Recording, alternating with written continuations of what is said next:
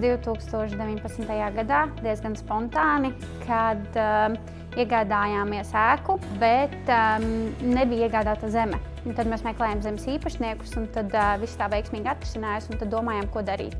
Kādreiz šeit bija degradēta teritorija, vecās PSRS siltumnīcas, tad mēs demontējām visu to un gribējām attīstīt pie jūras turismu.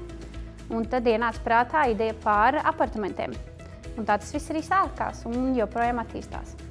Apartamenti piedāvā naktsmājas. Viesiem naktsmājas tie ir labi iekārtoti 6 īpašā dizainā, dizainēti.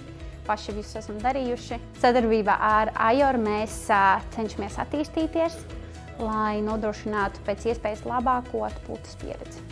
Mēs redzam lielu potenciālu Rojas pilsētiņā kā vienā no populārākajiem turisma galamērķiem vispār Kurzemē. Mēs ļoti ceram, ka mēs varam kaut kādu pievienoto vērtību tam visam iedot, un mēs darām visu, kas ir mūsu spēkos, lai mēs tuvotos tam mērķim. Mēs ceram, ka citi arī tic šim te mūsu mērķim, vīzijai.